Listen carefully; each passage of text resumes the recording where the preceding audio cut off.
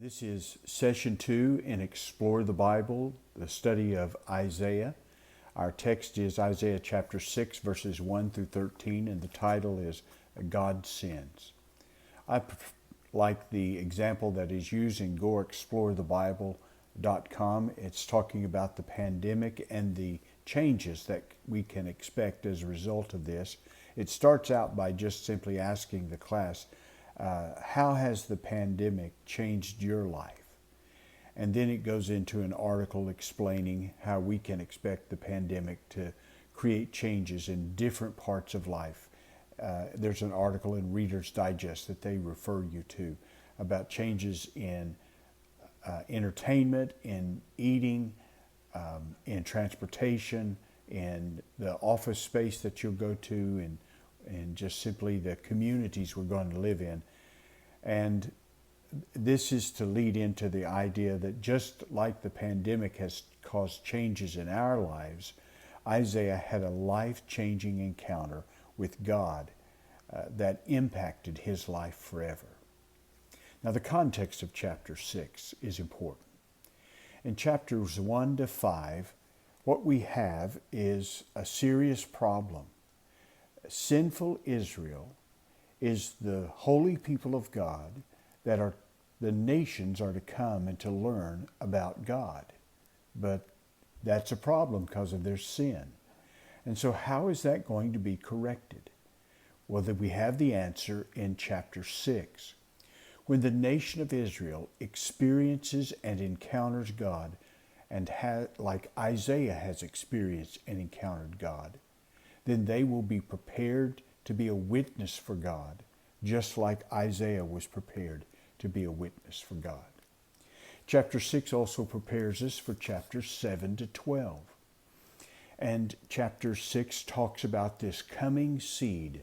Despite the judgment that's going to come on Israel, there's still hope because of this coming seed. And in chapter 7, we'll have the story next week in our lesson, how Ahaz refuses to trust God. Instead, he trusts Egypt. And yet God gives him a sign that he can trust God and that he's going to spare the nation of Israel. And Isaiah has this in chapter 6, that though there's going to be judgment that comes upon the children of Israel, the nation of Judah, there is still hope because of a seed. So chapter 6 operates somewhat like a hinge in connecting chapters 1 to 5 and chapters 7 to 12. The first point of our lesson is God's glory. And the lesson truth for our lesson is God sends his people to recognize and declare his sovereign purposes. First is God's glory. And I'd ask someone if they would read for us chapter 6, verses 1 to 4. And then when they finish that, I would ask the class, do you remember where you were and what you were doing when 9/11 occurred? And many people remember that very clearly, and you'll have a number of responses. And the point that I'm wanting to draw from that is just like that event was significant for our generation and for the history of our nation, this is what is happening to Isaiah in this first phrase, in the year that King Uzziah died. The nation is facing a crisis. Uzziah has been king for 52 years, and he has been a good king, one of a handful of kings that Judah has. You have to go all the way back to David and Solomon to find the nation experiencing such prosperity and peace. Assyria was weak at that time, and Uzziah used that as an opportunity to assert his independence. He used the time well to build the economy, and the people were wealthy. He used it to build and shore up the military of Judah. He was a king that promoted the worship of Yahweh. Even though he didn't go far enough, he went much further than many of the kings. And the only real strike against Uzziah is about 10 to 12 years before he died. Pride overcame him, and he sought to usurp the role of the priest, and he went to offer an offering in the temple. And when the priest found him, they chased him out. And God judged Uzziah for that overstepping and gave him leprosy. So the last 10 or 12 years, he co-reigned with his son Jotham because he had leprosy. And that's what took his life. But by and large, he was a good king. Imagine a good king for over half a century. And he dies. And so this really shakes the nation. And what is happening on the international scene is Assyria is beginning to rise in power. The economy is beginning to weaken. And so it's at that time, during that year, either after Uzziah's death or during the year that Uzziah died, Isaiah has this encounter with the Lord. And it says, I saw the Lord seated on a high and lofty throne. You'll notice that the word Lord there is capital L and in small case O-R-D. So we're not talking about the name Yahweh, the covenant name of God. This is the word Adonai, and it means sovereign one. It's oftentimes given to Jesus in the New Testament, and it has the idea of a king. So what's happening is the earthly king has died. He's been very important. But Isaiah comes to understand that the King of Kings, he's still on the throne. Now this idea of high and lofty throne, the king's thrones would be on an elevated surface to emphasize his exaltedness and his authority and his importance. And so here is a throne high and lifted up, and it's exalting the greatness of God. Now I want to ask the class at this time if anyone has the ability to draw. And if about all I can do is stick figures, and that not very well. But if there's someone who's willing to draw and let us have a little fun with them, that will make this go more interesting and easier. And so what I'm going to ask that person to do is come to the board and ask them if they would mind just trying to draw out what we're seeing here so we can kind of understand it. So the first thing I want them to do is to draw a throne that's on an elevated platform. Just very simple kind of a figure. If they can't do it, I'll do it. It'll be very simple. And we've already established that it means he's exalted, he's authoritative, he is preeminent in authority. But notice the next thing it says. It says the hem of his robe filled the temple. So the king is on his throne. He's wearing his robe. His robe billows off of the throne. And yet that robe is so magnificent, so great, that just the hem of it fills the temple. Now the temple would have been a large building to the people in that day and time. Imagine they lived in homes that were really one room, maybe two rooms, and the temple must have looked enormous to them. And here in this enormous building, the king's robe, just the hem of it, is filling up every crevice in the temple. Now, one of the ways the kings in that day displayed their majesty and their greatness and their grandeur was by the robes they wore. The material of it, the size of it, all communicated his greatness, his grandeur, his glory. And so Isaiah is giving us this picture of this tremendously glorified God, king that is sitting on the throne. So we have this picture of high and lifted up. He's authoritative. He's great. There's his robe. There's this majestic God. So what is the next thing that we see in the throne room? And it talks about in verse 2, the Seraphim. And so we'll go through that and we'll ask someone to try to describe that. For these are the attendants of God. And this is the only place in the Bible where these creatures are explained or mentioned. Everything that God creates, he creates for its environment. He creates fish and he gives them scales and gills and fins for their environment is water. He creates birds and he gives them bones that are light and wings and feathers, because their environment is the air. Well, the seraphim, their environment is the throne room of God. He has created these beings to be his attendant there in the throne room.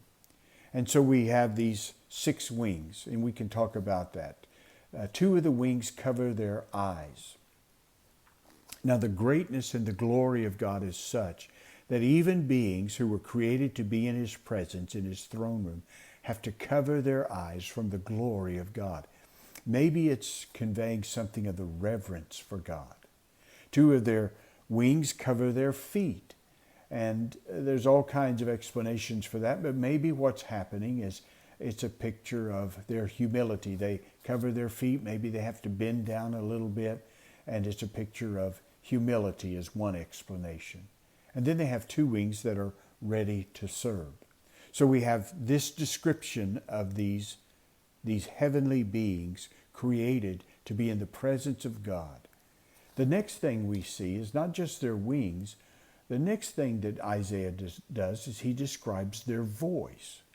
And in verse 3, notice their voice. And one called to another, Holy, holy, holy is the Lord of Armies. His glory fills the whole earth.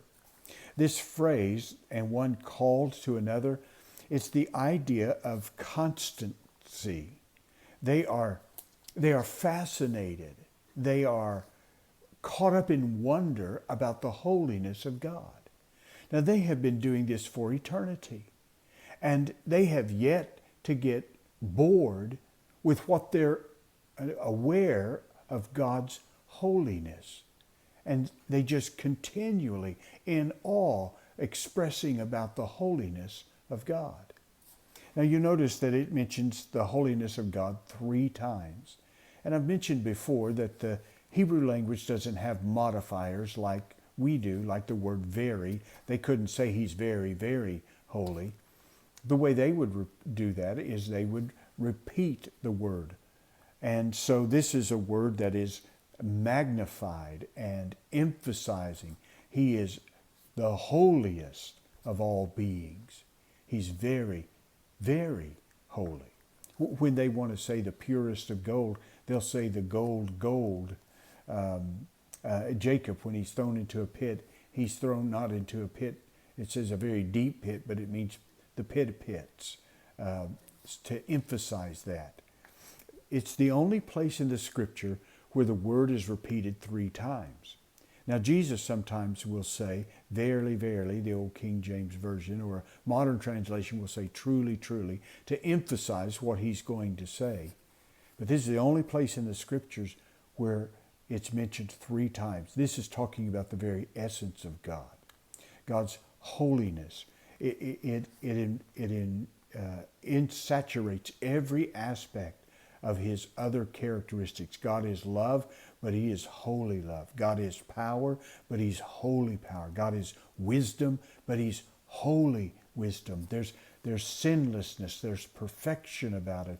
There's otherness about it. There's separateness. There's no one like God's love. There's no one like God's power. There's no one like God's wisdom. And you're going to see the impact that has on Isaiah in just the next verses. But notice, he's holy, holy. He's the Lord of Armies. Sometimes that's translated the Lord of Hosts, and it's saying that he's the general that has control of all of these forces. And oftentimes the host is an idea of the sky. And if you were to go out into a night sky and look up at it, and you'd see the multiplied stars, the scriptures are saying he's in charge of all of those. They are at his command. And it goes on to say, his glory fills the whole earth. It's amazing to think about this. There's every aspect, whether you're looking on the macroscopic scale or the microscopic scale, all of it testifies to the magnificence and the greatness of this God. The distance between the sun and the earth is 93 million miles. If you let that 93 million miles be represented by one sheet of paper, then the distance between Earth And the nearest star in our galaxy, Alpha Centauri, is, if you were to use that piece of paper as a representation, it would take 70 feet of paper to represent the distance between Earth to the nearest star in our galaxy. If you wanted to use a sheet of paper to represent the distance between across the diameter of our galaxy, and we have a rather small galaxy, astronomers tell us, it would take a stack of papers 310 miles. And the scripture says that Jesus upholds this universe by the power of his word. I suppose a way we might put that in our vernacular is he has enough strength in his little pinky to sustain the universe. Well, what kind of being are we dealing with here? Challenger Deep is the deepest place on the earth. It's in the Pacific Ocean. You could put the Empire State Building into Challenger Earth and you'd still have a mile of water above the Empire State Building. They've been able to go to the depths of that, and they have found fish there that have their own light. A fish with a nose that has a beam on it. A fish that has a ligament of some sort with a bulb on it so that they can see. No one would ever see that. And yet, in the very depths of the ocean, God has created these magnificent creatures. He says, this is holy, holy, Lord Almighty, Lord of Armies. His glory fills the earth. When these seraphim are testifying to the magnificence and the glory of God, their voices shake the foundations of the temple. And the temple is filled with smoke. Now, just imagine this kind of scene. It's a picture of God's glory. What does the word glory mean? The word means weight.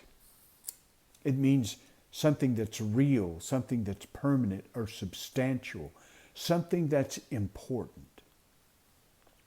And so God is to be real and important. It's substantial and priority in our life. If you take a rock, which is heavy, and drop it into water, it's going to change the water because it's heavier than the water. And when you take God and he comes into a person's life, his glory, his weight is to have an impact upon a person's life. It changes that person's life. Now, some people's lives are not changed who claim to be Christians. God is added to their agenda. God's added to their time schedule. God's added to their behaviors, to their attitudes. He just fits into their life. They don't know the glory of God. When you experience the glory of God, he becomes real. He becomes substantial. He becomes important and priority. And it changes the way you think. It changes the way you behave. It changes the way you view yourself, the way you view others, and the way you view God. God becomes heavy. And there are people that you know who are Christians, and God is heavy in their life. They have experienced, they have encountered the glory of God. And this is what happens to Isaiah. And so, in our second point, God sends his people to recognize and declare his sovereign purposes. What happens next is God's forgiveness. In light of this vision of God, what Isaiah experiences is a new awareness of sin. And he desperately comes to understand his need for God's forgiveness. Now, to show you that, I'd like for our class to write verse 5 backwards. So, starting with verse 5, someone please read that, and then let's write it out backwards. For example, this is what I mean. I've seen the King. That starts there when you start down and you start going at it backwards. So how would that look? The first statement is, I've seen the King. The next statement is, my people are unclean. The next statement is, I am unclean. The next statement is, I am ruined. And the next statement is, woe is me.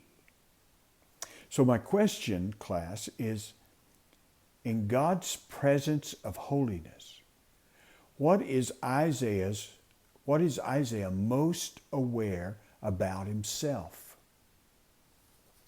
Well, he is aware of his sin. But what he is aware about his sin is his judgment on that sin. This word woe is the language of lamentation and mourning. It's words that are appropriate for destruction. It's words that are used at a funeral. This is how Isaiah is saying. That's why he says next, I am ruined. What he means by that is, I don't have a leg to stand on. This word ruined could also mean silence. Isaiah has come to a point where he has nothing to defend himself. His awareness of his sin is he's guilty. Woe is me. I am ruined.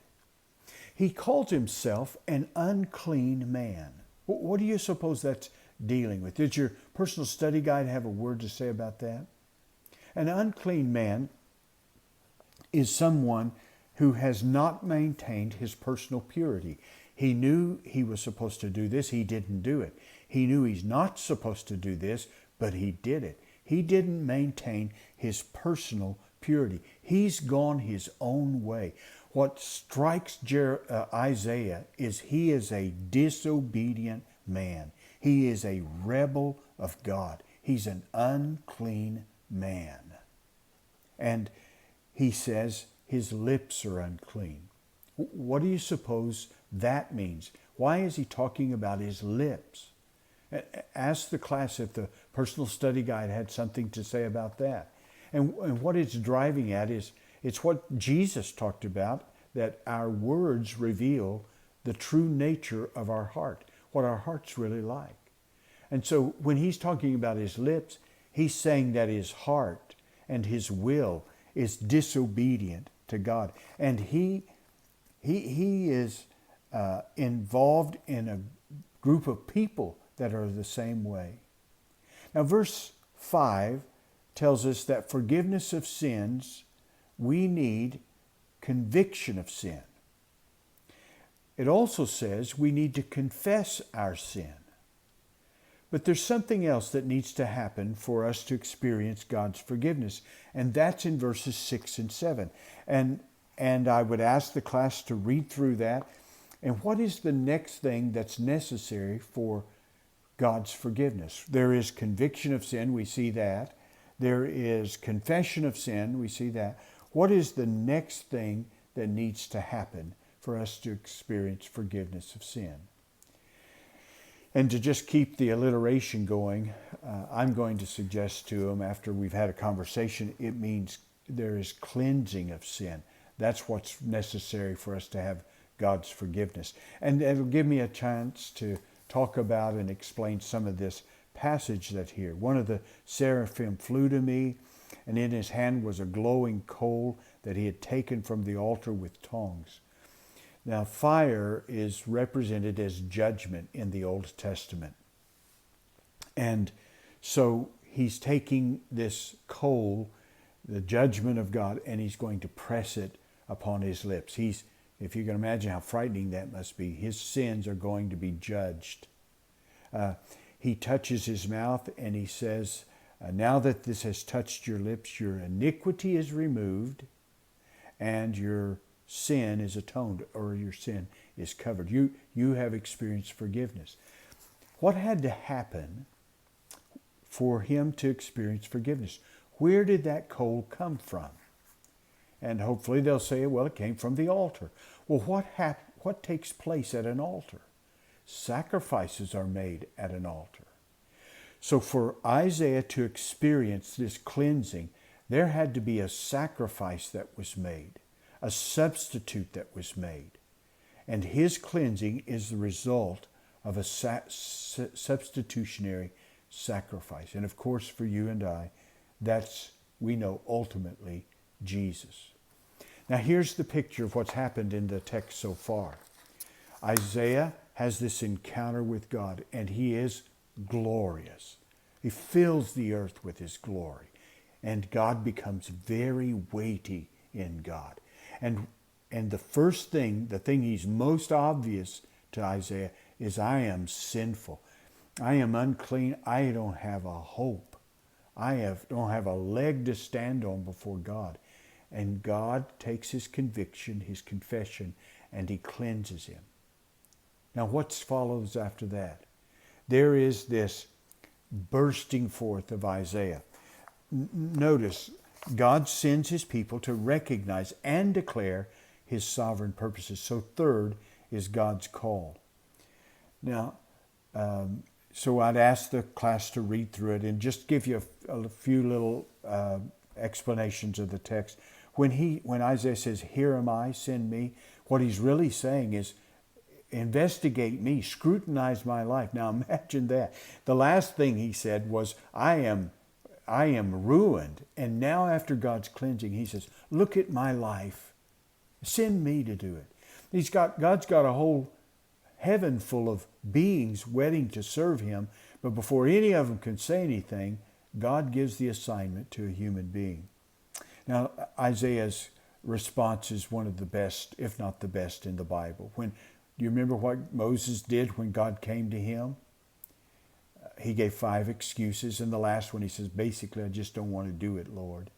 Do you remember what Jonah's response was when God called him? He ran the opposite direction. Do you remember what Jeremiah's response was? Jeremiah says, I can't do this. I'm too young. But Isaiah, he jumps at the opportunity. He's like Peter's mother-in-law. She's ill. Jesus comes into the house. She has a fever. Jesus heals her, and she is completely restored. She has strength and energy. And the first thing she does is get up and serve Jesus a meal. She was delighted to do it. She's like the Gadarene demoniac who is emptied of those demons by Jesus, and he begs Jesus, can I go with you? And Jesus sends him back to his people to tell the good news. The context is he's surrounded by these angelic beings, and instead he asks for a volunteer of mankind to serve. What are some things that's God's work that won't get done unless a human does it? What are the things that are God's work and it's not going to get done unless a human does it? Some things they might suggest is sharing the good news, telling the lost about Jesus Christ. He doesn't send angels to do that. He sends people, Christian believers, to do that. How about mowing the churchyard? Something as simple as that. How about helping your neighbor or feeding hungry people? There are any number of things that are God's work, and they're not going to get done unless a human hand or a human voice does that. So, what are the observations that you have about these questions, this statement from verses 9 to 11? It seems so difficult, seems so different than what God would do. He says, you're going to preach, they're not going to listen. And he said, I'm going to close their eyes, I'm going to close their ears. This is a description of the result. This is not what God wanted, what God desired, but this is the inevitable result because people had closed their minds and hearts to the Lord. The prophet's success is not going to be counted in the number of converts. The prophet's success is going to be in his faithful obedience to God's call. You're not responsible for how people respond to the gospel. You're responsible to share the gospel. The last thing is God's persistence. Obviously, when Isaiah gets this word, that the people aren't going to receive the message, the next question he asks is, well, how long do I have to preach this message? And you can see that as you read through verse 11. And what is God's answer as you read through that text? Well, it's until the judgment is complete. And the judgment is like a forest. The trees are going to all be burned. They're just going to be left stumps. But there's one stump that has a seed. It's going to come back to life. And this is hope. The seed we know ultimately is the Lord Jesus Christ. And the hope for you and me is one day all this sadness, all this sin is going to be gone because of this seed. So there's always this hope. But we are to be persistent in sharing this message until that day. When we celebrate the Lord's Supper, that's one of the messages Jesus gave us. Do this until I return. Be persistent in sharing this good news. Now, when it comes to closing the lesson and wrapping it up, I'm going to give my class a postcard, and I've written 2 questions on it that I want them to consider and conclude and answer. And these are the 2 statements. In light of God's holiness, I'm convicted of the sin of, and then a blank. In light of God's holiness, I'm convicted of the sin of, and then there's a blank. It is no longer minor. That's the first statement. The second statement on the card reads this way.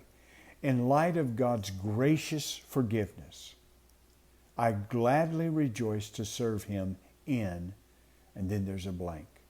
In light of God's gracious forgiveness, I gladly rejoice to serve him in, and then a blank. Wow, what a powerful lesson this is. And I'm excited for you. I'm excited about getting to teach the lesson as well. Thank you for joining this study. I hope these things will be of help to you as you prepare your lesson before your study and before your prayer with the Lord. God bless you.